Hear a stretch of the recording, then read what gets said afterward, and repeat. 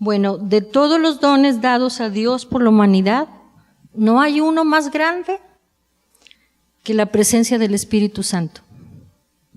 El Espíritu Santo tiene muchas funciones y actividades, pero hoy solo vamos a hablar de alguna de ellas. Y una de las principales actividades del Espíritu Santo es que Él trabaja en el corazón de todas las personas en todas partes. Eso es la gracia común aplicada a todos nosotros, ¿sí? Jesús le dijo a sus discípulos que Él enviaría el Espíritu al mundo para convencer al mundo de pecado, convencerlo de justicia y de juicio.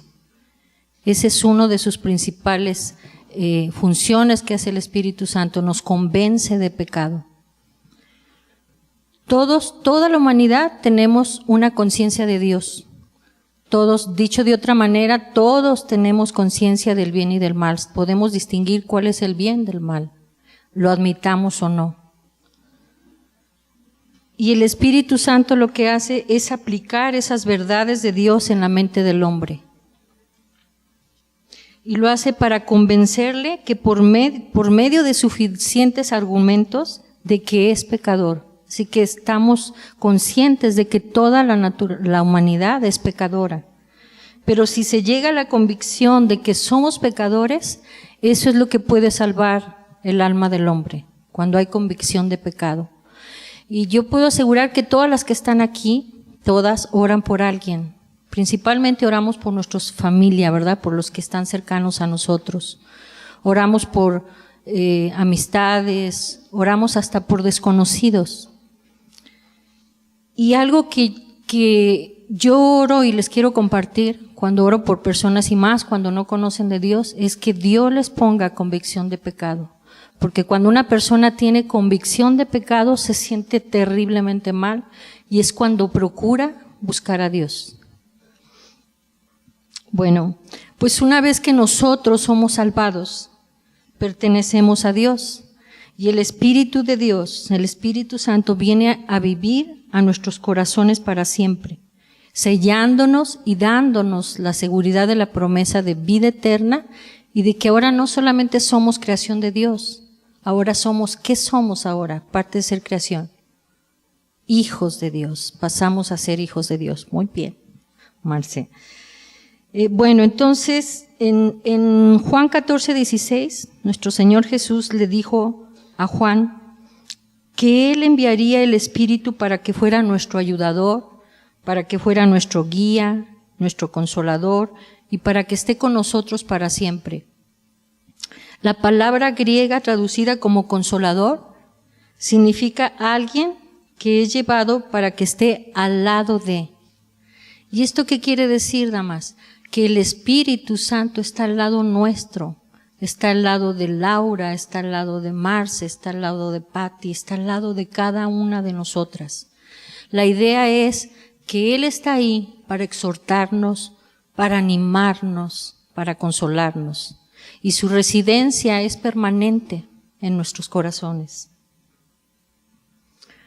Bueno, cuando Jesús envió el Espíritu Santo, cuando habló a sus discípulos y les dijo que enviaría a alguien, Él lo envió como una compensación por su ausencia, para que el Espíritu llevara a cabo las funciones que Jesús pudiera haber hecho con nosotros si hubiera permanecido físicamente entre nosotros. Entre esas funciones que hace el Espíritu Santo es la de revelarnos la verdad. La presencia del Espíritu Santo dentro de nosotros nos permite comprender e interpretar la palabra de Dios. Juan 16:13 dice, pero cuando venga el Espíritu de verdad, Él los guiará a toda la verdad. Y quiero decirles que yo tengo la certeza de esto. Yo creo que todas, antes de conocer a Cristo, antes de que conociéramos su palabra, teníamos una Biblia empolvada, ¿verdad? Por ahí arrinconada. Yo creo que todos, puedo asegurar que todos, porque éramos católicos la mayoría y nuestros hijos, pues cuando hacen la primera comunión se les pide la Biblia. Entonces yo tenía una Biblia y recuerdo que la llegaba a abrir así, no sé, contadas veces, Nunca, la verdad, en mi corazón nunca estuvo que yo fuera a abrir mi Biblia. pero la llegué a abrir y leía algo y la verdad no entendía, no comprendía y la cerraba. Y me quedó tan claro que cuando me invitaron a un estudio un estudio que se alargó como por 1 año, ahí el Señor me tomó, ahí vino el Espíritu Santo a morar en mí. Y después terminó ese estudio, yo no asistí a una iglesia, después de ese estudio yo no vine a ninguna iglesia cristiana, pero yo después me di cuenta que el Espíritu estaba en mí, porque empecé a leer la Biblia con mucha avidez y lo hacía con pasión. Recuerdo que lloraba, había partes de la Biblia en que me hacían llorar y esperaba que llegara mi esposo para decirle, mira lo que dice aquí, mira. Le compartía lo que leía. Entonces, eso hizo el Espíritu Santo en mí. Sí, Él me permitió comprender e interpretar su palabra. Y entonces ya la palabra ya tenía vida en mi corazón. Esa es una de las funciones del Espíritu Santo, que nos permite interpretar su palabra. Bueno, otra cosa que es el Espíritu Santo en nuestra vida es que es nuestra guía. Él va delante de nosotros. Él nos muestra el camino, nos abre el entendimiento y sin su guía estaríamos expuestas a caer en el error. Otra de sus verdades es que nos revela quién es Jesús. El Espíritu Santo es el que pone en nosotros la convicción de la deidad de Jesús, de la procedencia de Jesús, de su identidad como el Mesías. Él pone en nosotros el sentir el sufrimiento que Él padeció en la cruz. Él nos convence también de su muerte y de su resurrección y de su ascensión. Otra de sus funciones es que nos concede dones. En 1 Corintios capítulo 12 se describen los dones espirituales y esos dones son otorgados a los creyentes. Cada una de nosotras tenemos dones espirituales. Si no los conocemos, hay que pedirle a Dios que nos enseñe, que nos revele cuál es nuestro don. Y los dones que se nos dan es con la intención de poder funcionar como el cuerpo de Cristo en el mundo. También el Espíritu Santo funciona como productor del fruto en nuestra vida. Y este fruto no puede ser obra de nuestra naturaleza, no puede ser obra de nuestra carne, la cual es incapaz de producir tal fruto. ¿Cuál sería el fruto que una persona no tiene al Espíritu Santo daría? ¿Qué fruto damos sin el Espíritu Santo? A ver, ayuden. ¿Cómo qué? Mentir, odiar, sí. Si recordamos el fruto del Espíritu es lo contrario del fruto. El fruto del Espíritu es amor, entonces nosotros no tenemos amor, tendríamos desamor, odio, gozo, en vez de gozo nosotros es tristeza, paz, en vez de paz nosotros tenemos intranquilidad, ansiedad, depresión, ¿sí? Bondad, en vez de bondad nosotros quedaríamos maldad, ¿sí? Ingratitud, esos serían nuestros frutos, rebeldía, incredulidad, soberbia, ese es el fruto que nosotros sin el Espíritu Santo producimos, pero con el Espíritu Santo el fruto es diferente. ¿Quién me puede decir el fruto del Espíritu Santo? Que me los diga todos, Pati. A ver, no escuché. Primero, amor, paz, paciencia, bondad, benignidad, fe y bondad y ¿cuál? Dominio propio, dijo templanza. Bien. Fe es amor, mira, en orden. A mí no sé, ¿sí, Maurora? ¿El fruto? Bueno, pues amor, es odio, tristeza, depresión, soberbia, incredulidad, rebeldía, ingratitud, ¿sí? Ese es nuestro fruto. También quejas, nos quejamos, eso también es fruto de nuestra carne y es lo contrario de la ingratitud, ¿sí? Y nos intoxican totalmente, ¿verdad? Nos nublan, nos hacen no ver. perdemos el camino, ¿sí? Cuando están esas emociones en nosotros.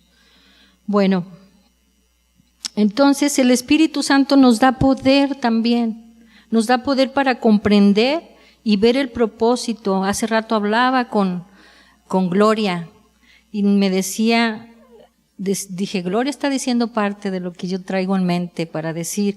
O sea, Él nos da poder para comprender y ver el propósito por el cual Jesús vino a la tierra. ¿Qué vino a Jesús a la tierra? Su muerte no fue un accidente. La muerte de nuestro Señor Jesucristo fue diseñada para nuestra salvación, ¿sí? También nos da poder, nos da un espíritu de poder. Y ese poder facultó de valor, ese poder facultó al apóstol Pedro para que él confrontara a miles de judíos. Pero días antes de que estuviera el Pentecostés, de que fuera el día del Pentecostés, ¿recuerdan qué pasó con Pedro? Él negó cobardemente conocer a nuestro Señor Jesús, ¿lo recuerdan? ¿Y qué pasó después cuando vino el Pentecostés? Que nuestro Señor Jesucristo les dijo, les dio esa promesa de que vendría alguien que les daría poder. Cuando vino el Espíritu Santo sobre el apóstol Pedro, él tuvo poder para testificar de Cristo. Y fue tan poderoso su mensaje, las personas que lo escucharon se conmovieron profundamente. Y dice la palabra que ese día se bautizaron y se entregaron a Cristo como 3,000 personas, ¿verdad? Así nos dice la palabra. Estaba lleno del Espíritu Santo Pedro. Pues ese poder, damas hermosas, ese poder está en nosotras, en cada una de nosotras. Ese poder es el que nos va a ayudar a hablar de Cristo a otros. Ese poder en nosotros nos va a ayudar a afrontar las dificultades, las situaciones adversas que se presentan a nuestra vida. ¿Y de qué manera nos va a ayudar? Teniendo paz, descanso. Dice el Señor que nos da una paz que el mundo no entiende. Pues ese poder nos lo da el Espíritu Santo, esa paz que cuando está en todo turbulento podemos sentir paz. ¿Por qué? Porque confiamos en que Él va a resolver, nos da contentamiento. Y ese poder también es el que nos ayuda a mantener a raya el pecado, a tenerlo bajo control. Una vez que el Espíritu Santo viene a nosotros, el pecado ya no se enseñorea de nosotros. Ya no. Tenemos el poder de Él para poderlo controlar. Y bueno, damas, pues hablamos un poquito del Espíritu Santo, ¿sí? Ahora lo que sigue es que vamos a ver un video sobre la historia. Recuerdan que vemos un video y luego vamos a contestar en sus hojas una serie de preguntas. En este video lo que vamos a ver, nos va a narrar este video los últimos días que nuestro Señor Jesucristo pasó en la tierra, las instrucciones que le dio a sus apóstoles, y también menciona la venida del Espíritu Santo en el día de Pentecostés, que cómo avivó los corazones de los apóstoles, y fue cuando nació la iglesia cristiana. Esta es tu historia, esta es mi historia, pero principalmente, esta es la más grande historia que se haya contado. Esta es la historia de Dios.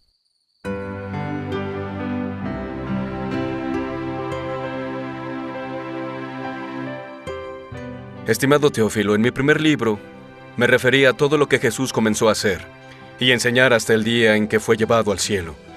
Luego de darles instrucciones por medio del Espíritu Santo a los apóstoles que escogió, después de su muerte, se les presentó dándoles pruebas convincentes de que Él estaba vivo.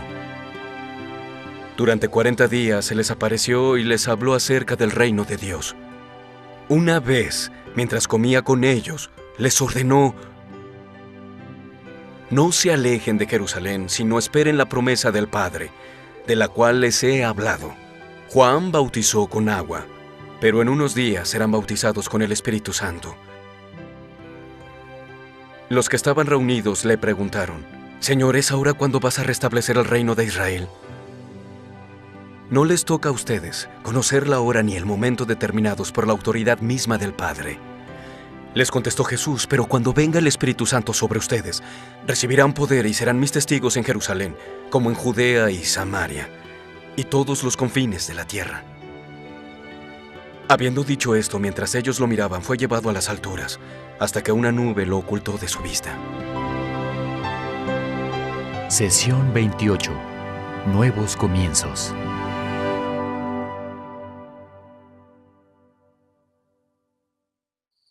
Este capítulo representa un gigantesco cambio en la historia. En el capítulo 1 se nos muestra la pasión de Dios desde la historia primaria. Él crea la historia secundaria para tener un lugar propio, un jardín al cual bajar para estar con nosotros. Sin embargo, las dos primeras personas no aceptaron la visión de Dios, y todo se perdió. Adán y Eva fueron escoltados fuera del jardín y no pudieron tener acceso al árbol de la vida, que sustenta la vida eterna. Como hemos visto ya, el resto de la Biblia nos habla del plan de Dios para recuperarnos, su incansable búsqueda de nosotros. En los capítulos del 2 al 21, Dios crea una comunidad llamada Israel. Será a través de ellos que revelará su promesa, su presencia y su plan para recuperarnos. Todas las historias en la vida de Israel, en la historia secundaria, apuntan a la primera venida de Jesús desde la historia primaria. En los capítulos del 22 al 27, Jesús llega a la tierra y cumple con todos los requerimientos del plan. Dios, el Hijo, se hace carne humana para representarnos ante Dios el Padre. Como es Dios, no nacido de una simiente humana, no tiene pecado. Él viene a darnos la manera de poder ser perdonados por nuestros pecados y limpiados de una vez por todas. Cuando lo cuelgan en la cruz, todos nuestros pecados son colocados sobre Él. Llevó nuestros pecados y se volvió nuestra ofrenda expiatoria. Jesús nos dijo una y otra vez que si lo reconocemos por quien es, que murió y resucitó al tercer día, que si reconocemos que nuestro pecado nos aparta de Dios y aceptamos su regalo como pago total, nuestros pecados pueden ser perdonados y nos convertiremos en hijos de Dios. A esto se le llama el Evangelio o las buenas nuevas. Ahora es tiempo de algo nuevo, una nueva comunidad, con una nueva misión. La historia prosigue con algunas cosas que Jesús, antes de volver con el Padre, les dijo a los discípulos que debemos saber. Jesús se reúne con ellos en un lugar llamado el Aposento Alto. Había 120 discípulos atiborrados en ese espacio. Estaban ahí porque temían por sus vidas. Literalmente no sabían qué hacer ahora que Jesús ya se iba. Él les estaba hablando del reino de Dios. ¿Qué es eso?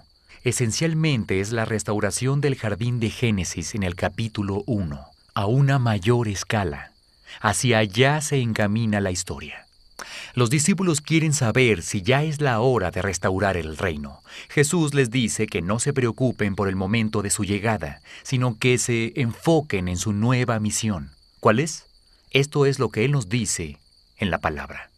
Cuando venga el Espíritu Santo sobre ustedes, recibirán poder y serán mis testigos tanto en Jerusalén como en toda Judea y Samaria, y hasta los confines de la tierra. Hechos 1:8.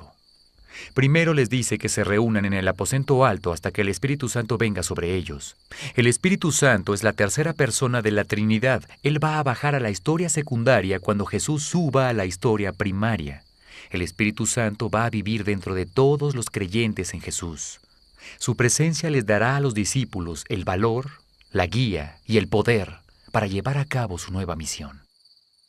¿Qué harán con ese poder? Ellos van a ser testigos. Saldrán de ese cuarto y comenzarán a dar testimonio sobre el hecho de que Jesús está vivo. Ellos no son llamados a atestiguar, sino son llamados a dar testimonio. La fuerza de su mensaje estará en sus vidas cambiadas, en quienes se están convirtiendo debido a su nueva relación con Dios. Esas noticias, tanto escuchadas por sus oídos como vistas por sus ojos, acercarán a las personas a Cristo. Esa es la nueva misión. ¿Dónde llevarla a cabo? Deben comenzar en Jerusalén, luego expandirse a la gran región de Judea. Después tienen que ir a la siguiente región de Samaria, más tarde hasta los lugares más recónditos del mundo. Esta banda zarrapastrosa de seguidores, guiados por un pobre pescador que antes solo luchaba para sacar adelante su día, ahora está comisionada para alcanzar a todo el mundo con el mensaje de estas buenas noticias. Pero será el poder del Espíritu de Dios dentro de ellos lo que hará la diferencia.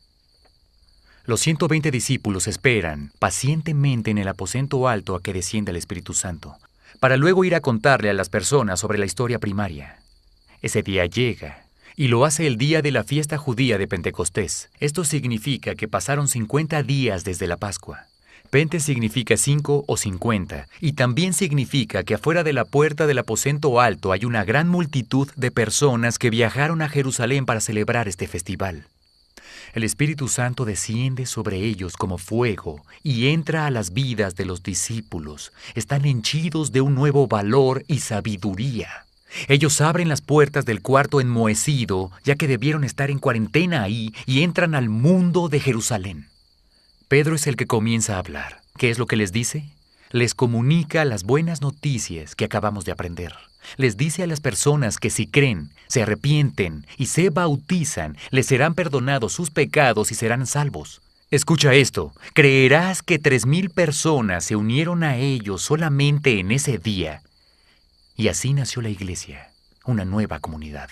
Cada historia que se despliegue ahora apuntará a la segunda venida de Cristo, cuando vuelva a establecer su nuevo reino en el jardín expandido de Génesis capítulo 1. Pero no solo sería a través de la predicación que las personas conocerían a Jesús, sino a través de las propias vidas de sus seguidores. Los 3,120 creyentes no tenían una mega iglesia donde reunirse. No, ellos se reunían en casas por todos los vecindarios de Jerusalén.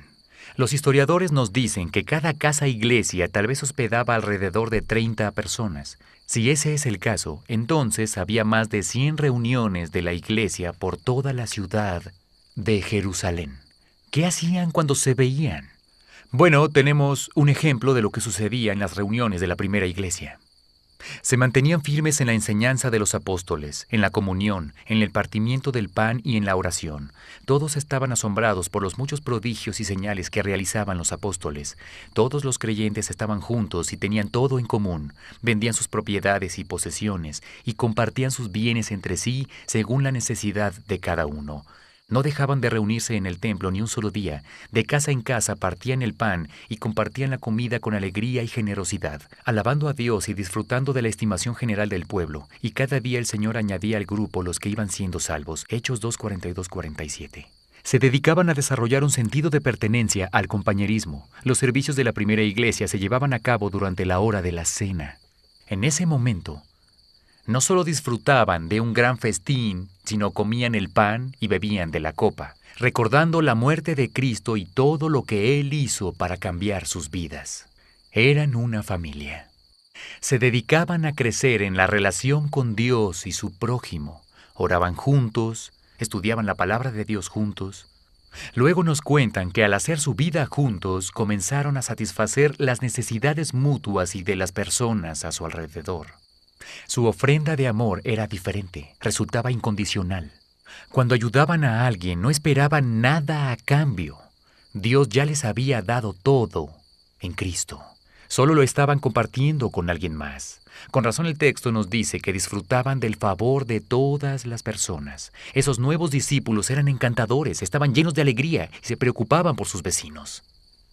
El párrafo termina diciéndonos que Dios agregaba a otros cada día, a aquellos que eran salvos.